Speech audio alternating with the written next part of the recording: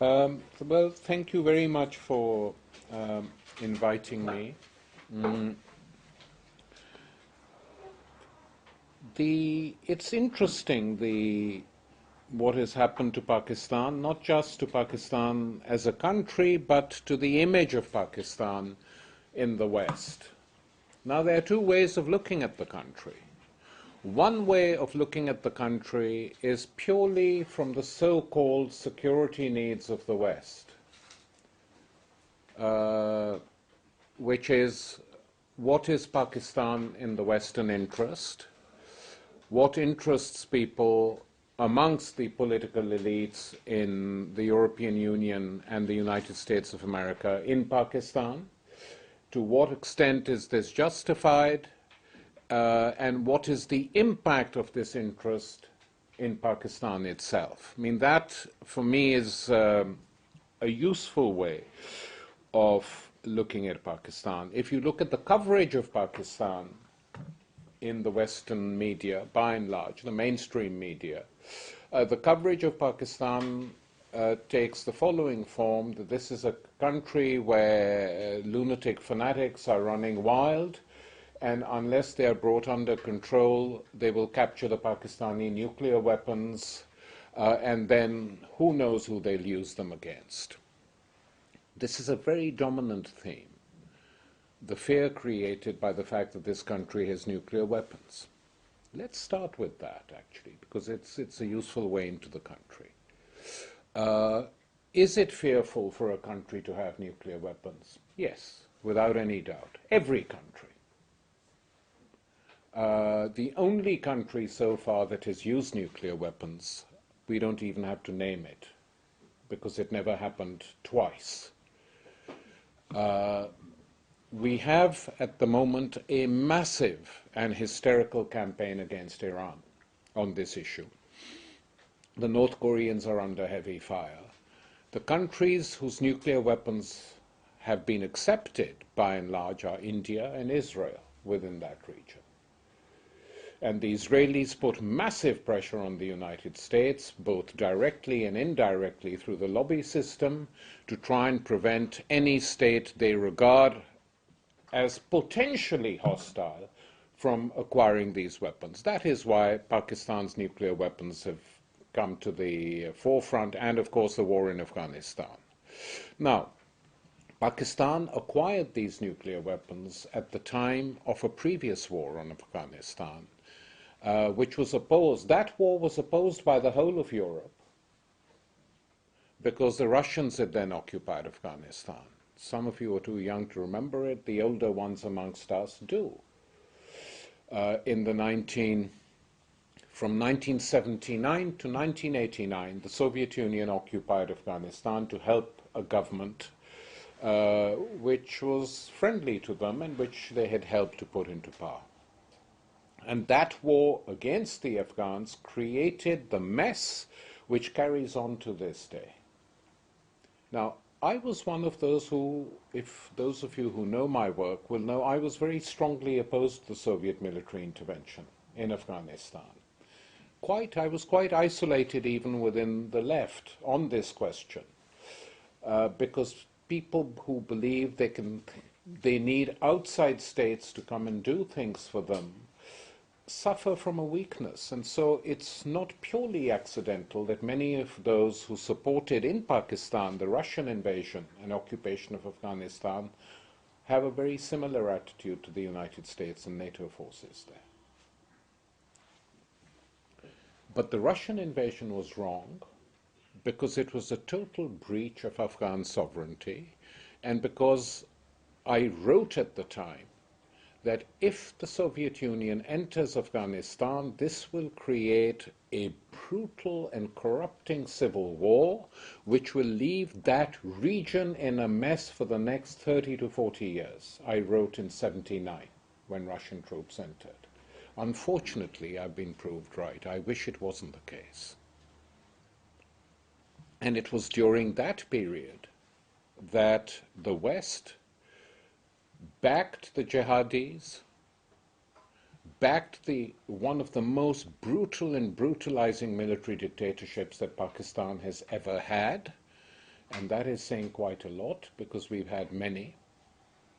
But General Zia-ul-Haq's rule in the country was one of the worst ever because he succeeded in brutalizing the country's political culture, and he made the army, the ideological offensive inside the Pakistan army by General Zia-ul-Haq was to characterize it as an Islamic army, a Muslim army, something that had never been done before, either by previous dictators or by any civilian government. And the reason this was done, because the fight against the Russians was launched in the name of Islam. And the National Security Advisor of the United States, Brzezinski, actually went to the frontier in Peshawar and told the large numbers of bearded folk who were photographed with him, go and wage the jihad, we are with you. So I say all this, hopefully many of you are aware of it, to show that nothing happens without a cause. And that many of the groups active on the extreme fringes of religion, Muslim extremist groups in Pakistan today, are directly linked to the groups that were set up from the top during the first Afghan war against the Russians. They were set up, trained, given money, and they fought. And then when the West left, after the Russians decided to withdraw in 1989, December, these groups were left orphaned. So they developed a life of their own. They had got used to operating in certain ways, and they carried on operating in those ways. And then some of them, who actually believed that they had defeated the Russians on their own, ignoring all the help given by the West to them, especially the United States of America, which poured in money and weaponry, and many of the catechisms for the religious schools were printed by the University of Arizona.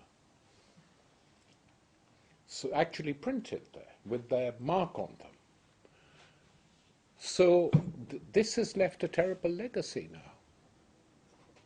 And when these groups fall out with the West, then they behave in the same way that they were taught to behave against the Russians. And that is what we have been witnessing.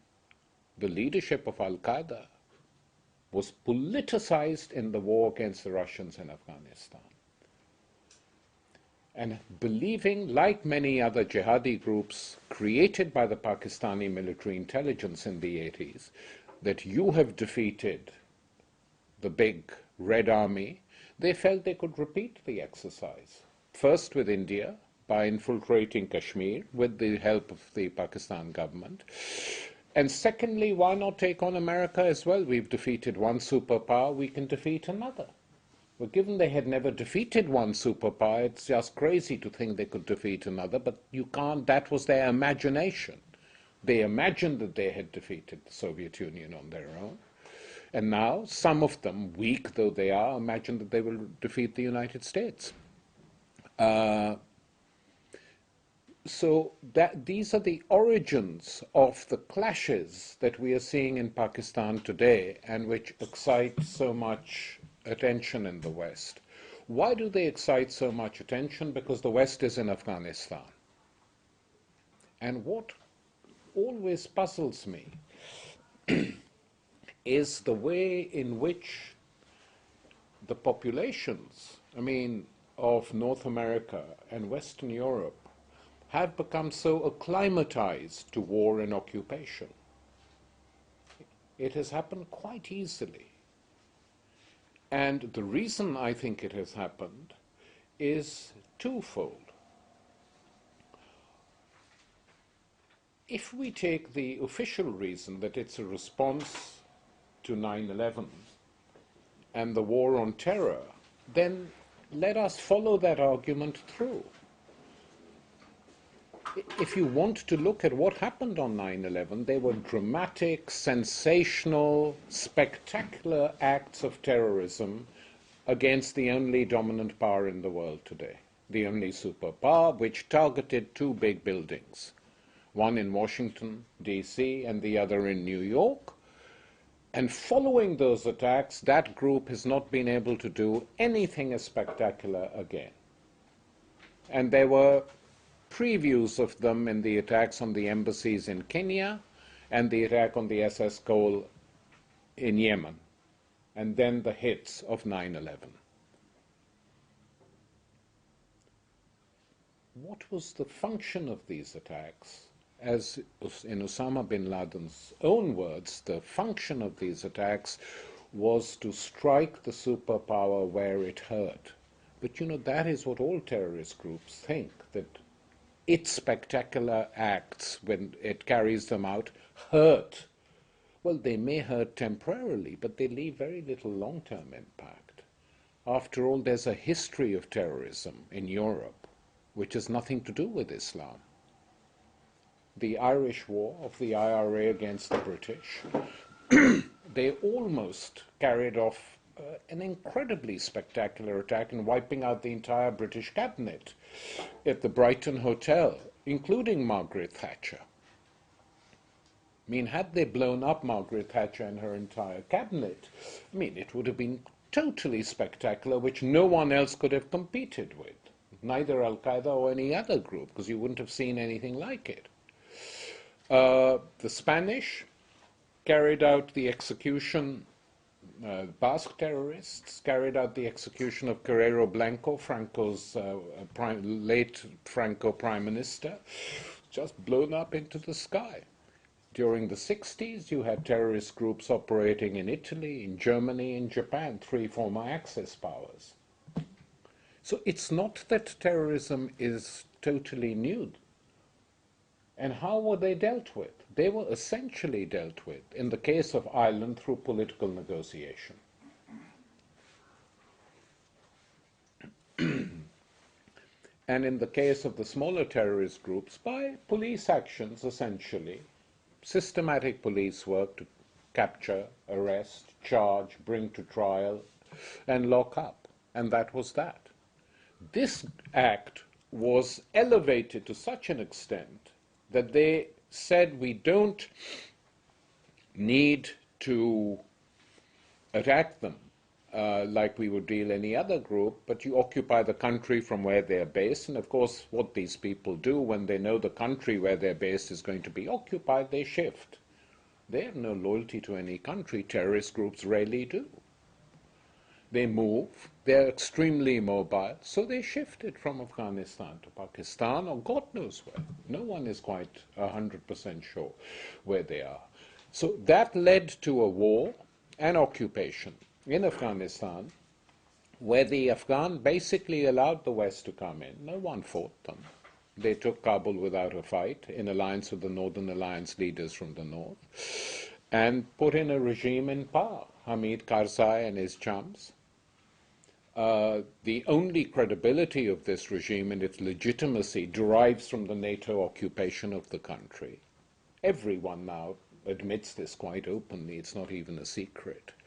And it's old-fashioned colonialism.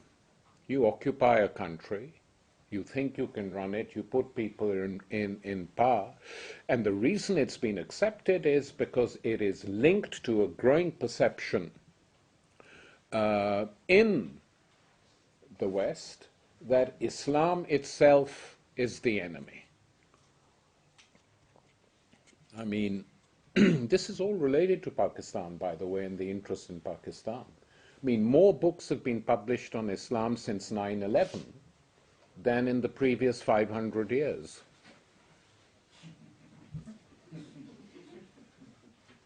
So Islam has become a very privileged religion, suddenly.